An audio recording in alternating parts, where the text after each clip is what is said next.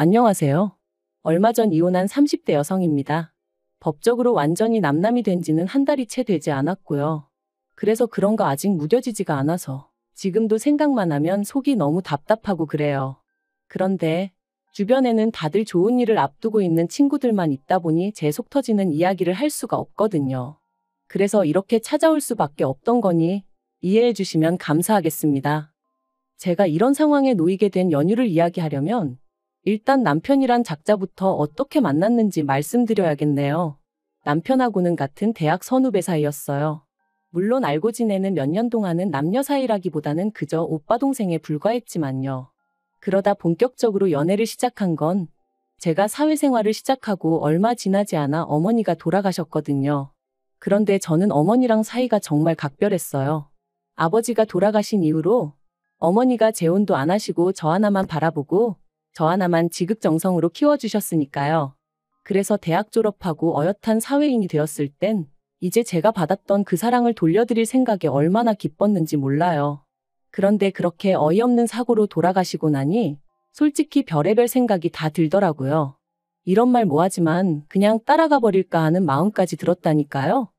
그런데 그때 그런 저를 붙잡아준 사람이 바로 지금의 남편이었어요. 지금 돌이켜 생각해보면 그렇다고 뭘 얼마나 대단한 걸 해준 건 아니었지만 아침 저녁으로 제 안부 물어주고 저 힘내라고 출근길에 저희 집 앞에 들려서 커피 들려주고 그런 세심한 챙김에 제가 많이 의지를 하게 되었던 거죠.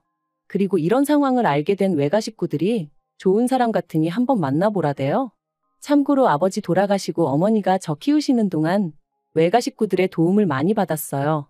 외삼촌의 도움으로 어머니는 계속해서 직장 생활을 이어나가실 수 있었고 외할머니가 건물을 어머니한테 일찍이 증여해 주신 덕분에 경제적인 곤란도 피해갈 수 있었으니까요.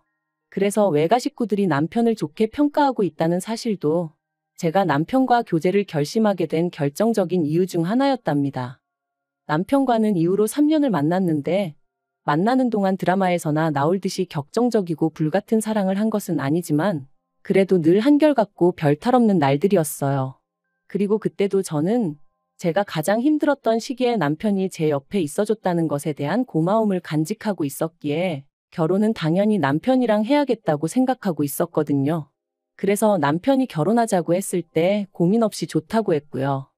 그런데 시댁에 인사를 드리러 갔던 날 솔직히 저는 여러 가지로 불편한 느낌을 받았습니다.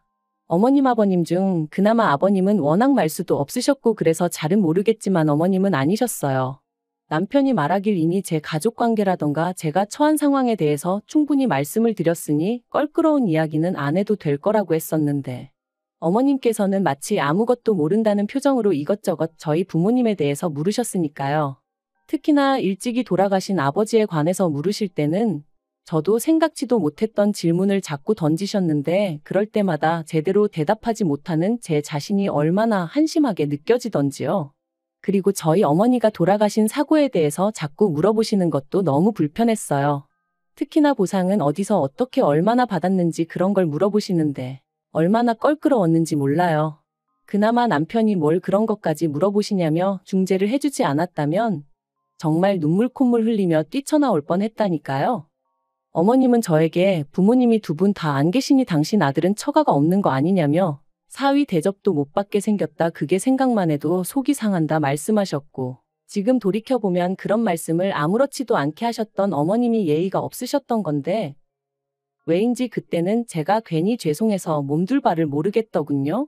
그리고 그런 분위기가 조성되면서 졸지에 남편이 손해보고 결혼한다는 식으로 분위기가 형성되었고 그렇게 얼떨결에 집도 차도 제가 해가게 되었습니다.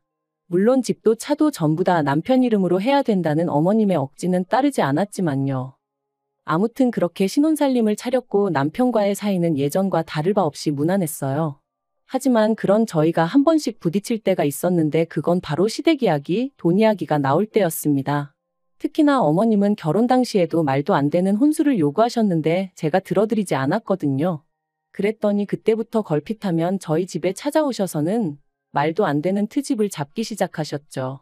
한 번은 제가 신혼이고 하니 좀 좋은 그릇을 써보고 싶은 욕심이 들었어요.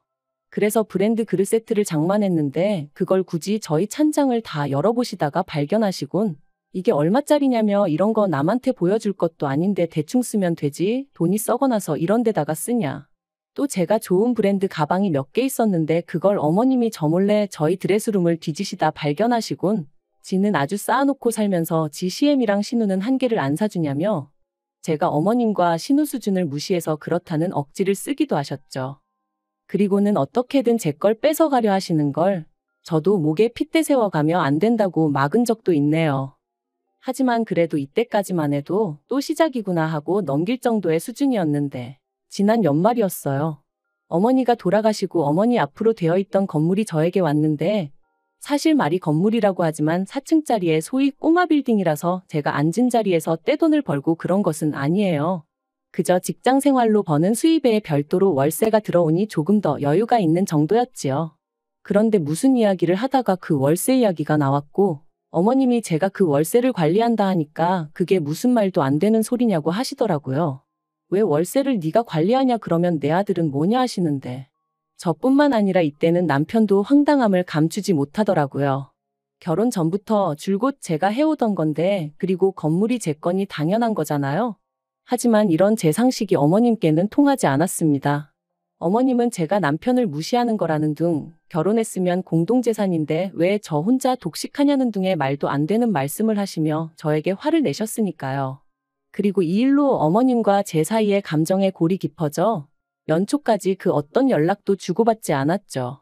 설에도 찾아가지 않았어요. 아니 정확히 말하자면 어머님이 설에도 오지 말라고 하시더라고요. 제대로 반성하고 용서를 구할 것이 아니면 당신 눈에 띄지 말라면서요. 그리고 저는 반성할 일도 용서를 구할 것도 없었기에 어머님이 말씀하신 대로 찾아뵙지 않았던 거죠. 물론 남편은 그래도 그냥 말이라도 죄송하다 하면 될 거 아니냐 했지만 당시 제가 판단하기에 매번 말도 안 되는 어머님 말씀에 제가 조아리고 허리를 숙여대다간 평생 끌려다니며 살 것 같았거든요. 그래서 아니라고 안 가겠다 한 거였죠. 그런데 이때 저는 솔직히 남편이 제 입장을 이해해 줄 줄 알았어요. 남편 본인도 어머님이 억지를 쓰고 계시다는 건 알고 있었으니까요. 아무튼 그렇게 설 때도 찾아뵙지 않았고 한동안은 불편한 듯 편하게 살겠구나 싶었는데 4월의 마지막 주말이었어요. 평소와 다름없이 느지막이 일어나 간단히 점심 식사를 하려는 찰나였는데 현관벨이 울렸습니다.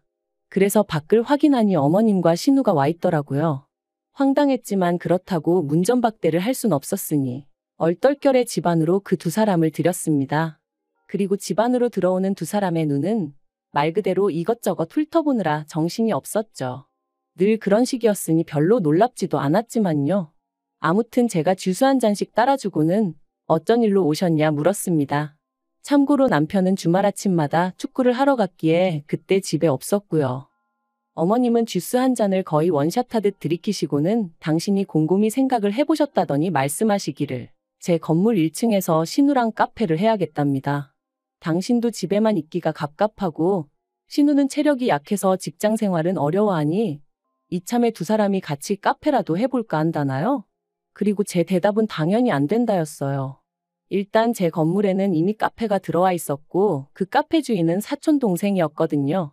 그렇다고 공짜로 하고 있던 것도 아니고 월세 따박따박 내가며 하고 있었고요. 하지만 어머님이랑 신우가 그 자리를 차지한다면 단언컨대 절대로 월세를 낼 사람들이 아니었어요. 가족이니 어쩌니 해가며 그냥 눌러앉을 게 뻔했죠. 그리고 카페 일이라고 성실히 할 사람들도 아니었어요. 특히 신우는 대학을 졸업한 뒤 아르바이트만 전전하며 지내는 사람이었는데 그나마 아르바이트도 한 곳에서 6개월 이상 한 적이 없었으니 아무튼 멀쩡히 장사 잘하고 있는 사촌동생을 두고 제가 그 두 사람에게 자리를 내줘야 할 이유라. 아무리 머리를 쥐어짜내도 정말 요만큼도 떠오르지 않더라고요. 그래서 안 된다고 했습니다. 그랬더니 이제 이 일로 난리가 났어요. 어머님은 저더러 너는 CM이 알기를 뭘로 알길래 이거 하라 저거 하라 하면 한 번을 내하는 법이 없냐며 이래서 부모가 중요한 거다 가정교육이 중요한 거다 하시는데 어이가 없었죠. 그래서 저도 그럼 신우는 부모님이 두 분 다 계셔서 저러고 사냐 했더니 이제 내 딸이 뭐가 어때서 그러냐며 악을 쓰시더라고요. 그리고 이때는 저도 부모 어쩌고 하니까 솔직히 눈에 뵈는 게 없었거든요. 그래서 어머님 떨어 차라리 저한테 부탁한다고 사정이라도 하시면 모르겠는데 저한테 뭐 맡겨놓으셨냐고, 뭐가 그렇게 당당하시냐고, 동네 양아치도 이렇게 뻔뻔하게 돈 뺏으려 들지는 않겠다, 뭐 그런 식으로 비아냥거렸네요. 사실 돈 몇 푼 가지고 유세 부리는 게 얼마나 꼴값이고 우스운 일인지 아는데 자꾸 저를 무시하고 드니까 저도 그렇게 말이 나갔던 거죠. 아무튼 그러고 나니까 어머님이 저한테 쌍욕을 퍼부으시며 신우 데리고 나가셨어요. 하지만 끝난 줄 알았던 상황은 끝이 아니었습니다. 한동안 심장이 벌렁거리고 가라앉지 않고 있었는데 생각보다 일찍 남편이 들어왔어요. 그리고는 좀 전에 어머님이랑 통화를 했다며 저더러 어머님더러 돈 없으면 납작 엎드려 기라 그랬냐는 겁니다. 어이가 없어서 당신이 아는 내가 그런 말을 할 사람이냐 그랬어요. 그랬더니 그럼 뭐 어머님이 거짓말이라도 하셨다는 거냐며 이러나 저러나 제 잘못으로 몰아갔고요. 그리고는 급기야 남편이 어머님 기분 좀 맞춰드리고 살면 안 되냐면서 어차피 저는 어머니도 안 계신데 그럼 그냥 시어머니를 어머니다 생각하고 따르면 되지 않냐고 자기 어머니 그렇게 나쁜 사람 아니네 어쩌네 하는데 정말이지 뭐라고 말을 해야 할지 모르겠던걸요. 그래서 제가 어머님은 나를 딸처럼 생각해 주시냐 물었습니다. 당신이 보기에 어머님이 신우를 대하는 거랑 나를 대하는 거랑 같아 보이냐고요. 하지만 남편은 계속해서 어머님의 잘못을 인정하지 않았고 어떻게든 오로지 제가 숙이고 들어가기만을 바랬습니다. 그러더니 급기야는 한다는 말이 그러면 앞으로 자기는 회사 월급 받아서 전부 다 시댁에 주겠다대요? 어머님이나 신우나 어떻게든 돈을 벌어보려고 저한테 부탁을 했을 텐데 제가 안 들어줘서 이렇게 되었으니 그 책임을 자기라도 져줘야 하지 않겠냐면서 말이죠. 그래서 그러면 그냥 이혼을 하자고 했어요. 이혼하고 아예 시댁에 들어가서 당신 부모님이랑 여동생이랑 걷어먹이며 살라고요. 막말로 내가 무슨 자원봉사자도 아니고 당신이 지금도 우리 가정에 기여하는 바가 되면 얼마나 된다고. 그런데 이제 월급까지 안 가져오겠다 하니 그럼 내가 당신을 왜 걷어먹여야 하냐? 나 그런 취미 없다. 그러자 남편이 저더러 말하는 싸가지가 있네 없네 하더니 그대로 자기 핸드폰하고 차키 들고 나가는 거 있죠? 그래서 나갈 테면 나가라고 그리고는 저도 바로 현관 비밀번호 바꿔버렸네요. 그런데 지 잘났다고 나갈 땐 언제고 다음날 저녁이었는데 현관문 밖에서 삐리릭 소리가 나더라고요. 그래서 인터폰으로 내다보니 남편이었어요. 그래서 제가 거기서 뭐 하냐니까 왜 현관문이 안 열리냐면서 비밀번호 바꿨냐고 성질을 내대요. 어이가 없어서 그래 바꿨다. 내 집인데 내가 바꾼 게 무슨 상관이냐 해버렸습니다. 그랬더니 저더러 진짜 해보자는 거냐면서 너 이러면 나랑 못 살아 이러는 거예요. 그리고는 자기까지 저를 떠나면 제 옆에 누가 있기나 하겠냐면서 애비애미 다 죽고 남편한테 버림받고 사람들이 얼마나 비웃겠냐는 거였죠. 그리고 그런 소리를 듣고 있으니까 정말 온몸이 부들부들 떨리더군요.